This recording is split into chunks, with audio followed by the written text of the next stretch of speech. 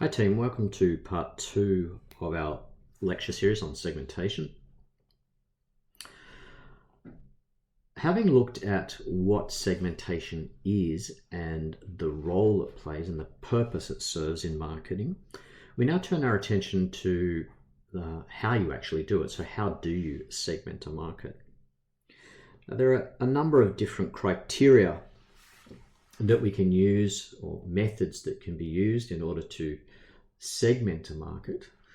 I'm going to talk about these through my own bias lens, based on my own practical experience about what I think works well.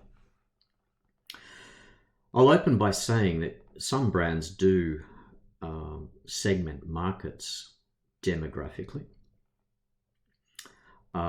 Some do it by gender. So I think that toy categories are very good at splitting segments by gender. And some brands look at life stages in terms of demography. Some brands will look at geography as well. Now, one of the things that I find kind of interesting is one of the limitations with looking at things like demography and geography is based on the idea that just because we might be different in age, we might be different in where we live, we might be different in terms of our culture, we might be different in terms of our religion, our sex. These factors really don't play into the psychology all the time about the products and services that we choose to buy. It might well be that someone who is young, who is female, from a completely different nationality, with no income, shares the same love of sport as I do. So this is true for all of us, and I think that it gets under the skin of trying to look at the types of things that, in my experience, are very beneficial in thinking about how you can create homogenous groups of consumers that share common wants and needs. So on this chart, the ones that I have a preference for are things like the benefits that are sought. So that is, why do customers make the decisions that they do? So they're obviously trying to fulfill needs, and they're looking for products that deliver a specific benefit in order to allow them to do that. The other way that you can do it is through what customers have done in the past, so behavioral characteristics such as volume usage, loyalty, etc. Now, these tend to be, I'll often overlay these later, and I'll often overlay demography later. But I am very interested in who are the customers. So I like this notion of psychographics as well, which explores the attitudes, interests, and opinions that people have towards a specific product category or towards a specific product market or service market.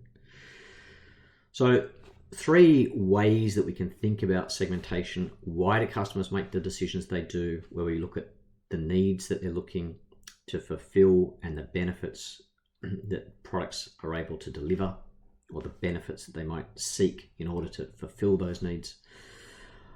What have customers done in the past, so their behavior in relation to consumption, and who are the customers in terms of their demography, in terms of geography, so where they might reside, and in terms of their psychographics, which relates to their attitudes, interests, and opinions. We're going to look at these individually and explore what sits behind these. And I'm going to give you some examples of how you can segment different product markets. So let's start by looking at segmentation based on why, which are the needs or benefits sought. Now, this requires qualitative research, typically, to gain insights and discover the reasons for purchase, the needs to be fulfilled, or the jobs that have to be done. sometimes, as will be the case in a lot of the work that we do, we will make some presumptions, and you'll be doing this within the context of your own group report, because you won't be doing market research to identify how the market is segmented. But you'll have a bit of an understanding of different benefits that consumers could be wanting by drawing upon your own domain knowledge and your understanding of a particular product market. So you'll be able to explore the different reasons why. A good example of benefit segmentation, a company that segments its product market through largely benefit segmentation, is Colgate. So it's segmenting the toothpaste market based on benefit sought, and it segments the market into 4 benefit segments: economic, protective, cosmetic, and taste. And different benefit segments can, of course, have different demographic, psychographic, and behavioral profiles. And this is where we come up with the idea of building these segments out in using what we refer to as multivariate segmentation, where we look at more than one way of segmenting a particular product category. Another category that uses benefit segmentation as a starting point is often the cleaning category. So one segment might be looking for vibrant colors, another segment could be looking for the benefit of tough stain removal, another segment could be looking for environmentally friendly products, and another segment could be looking at the types of products that makes whites whiter. Now, as we move into some of the other segmentation methods, you'll be able to see how psychographic segmentation could then overlay this. So those that have vibrant colors might have specific attitudes, interests, and opinions towards the product category, the clothes they buy, etc., etc. You might be able to overlay demography as well. So you can, but I often start with benefit and psychographic personally. So another good example is pregnancy testing. These tend to look at the hopefuls and the fearfuls, tend to fall into one of 2 dominant categories. And you can see here how they have different brand names, different pricing, different packaging, and different shelf positionings. So 2 different benefits here. There are 2 different emotional jobs to be done, and the positioning, location in store are also different. Let's have a look at segmentation based on what, which is past behavior. So when we segment on what, we're segmenting on what consumers have done in the past as a predictor of their future behavior. And this is referred to as behavioral segmentation. It doesn't focus on consumer characteristics, rather it is based on actual purchase or consumption behavior, typically towards a specific product type.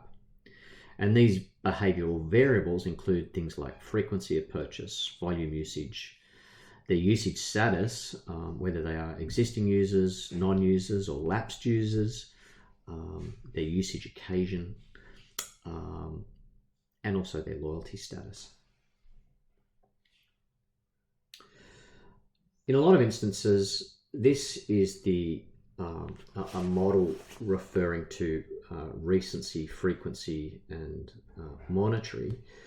And this model is based on user activity data, and it's often used to identify lapsed and active customers. So ultimately, marketers are better able to manage customer relationships and stop churn, meaning stop losing customers.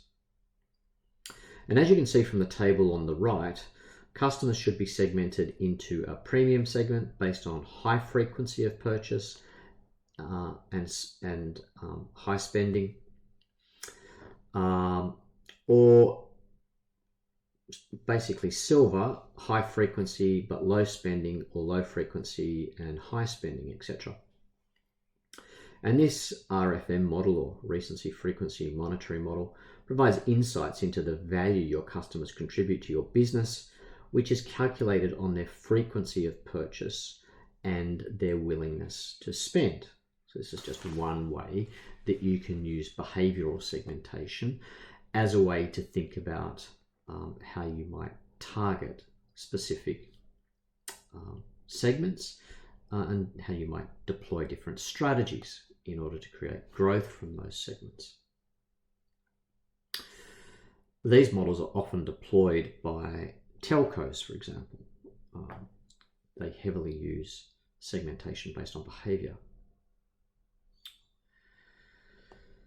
Segmentation based on who focuses on geography, socioeconomics, psychographics, and demographics.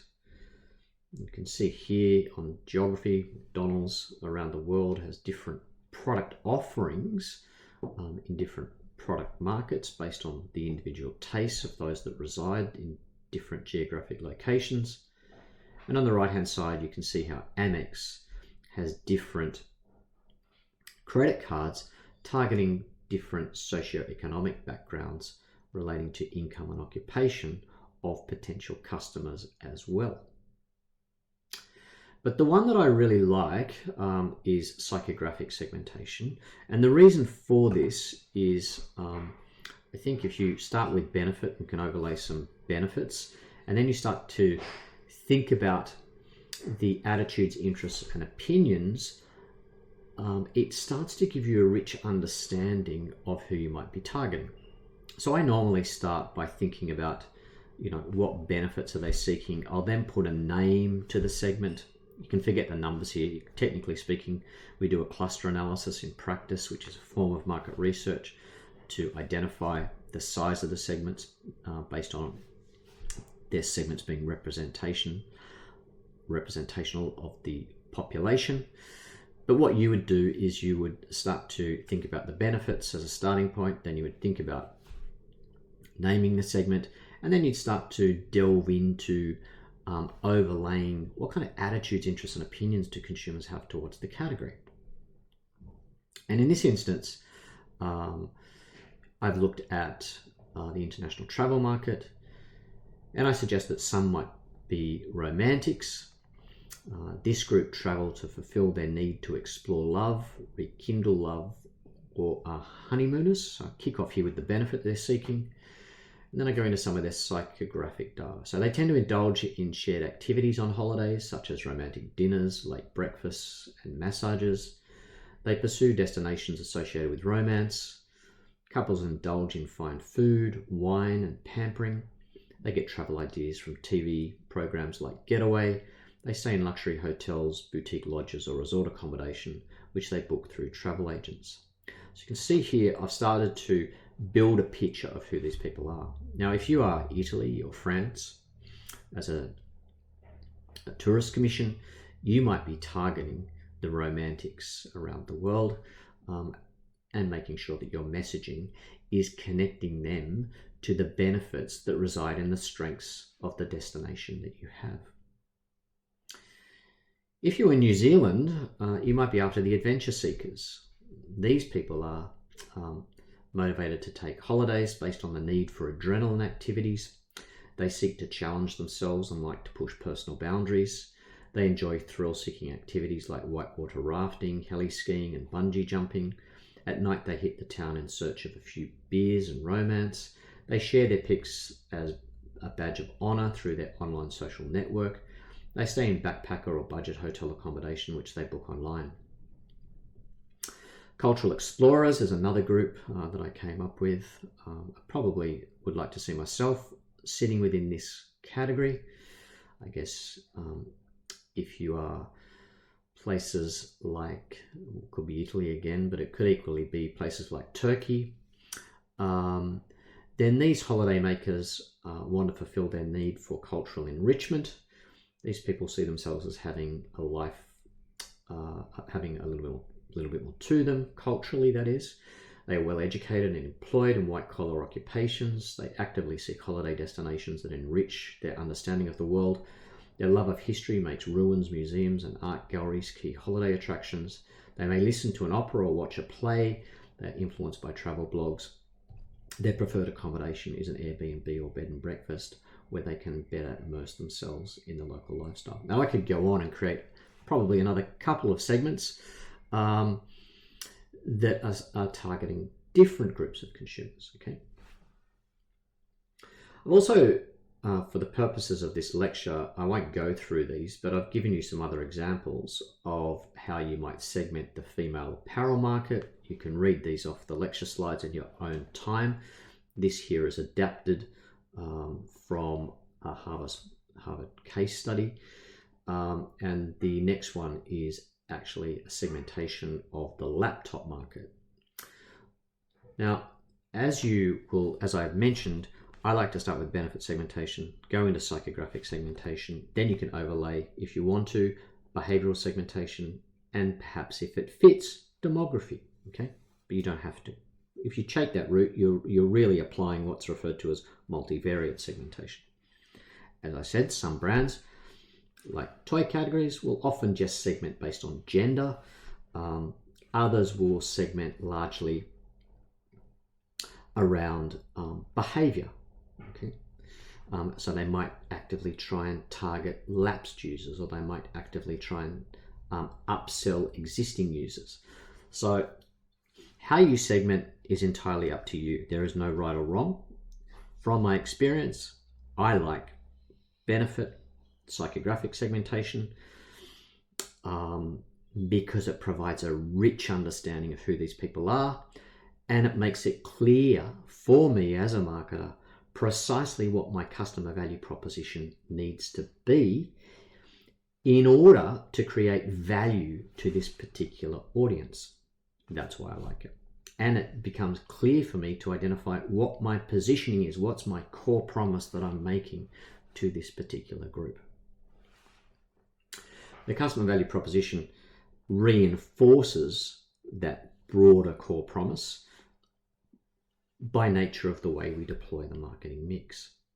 So the product benefits and attributes that we deliver through the deployment, through the unique deployment of the marketing mix.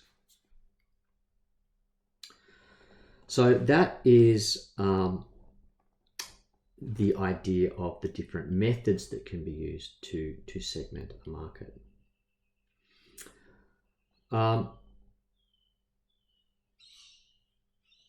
In terms of what is a useful segmentation, or which segment should I target, I'm going to go on and look at this in the next lecture series. So let's hold our thought there.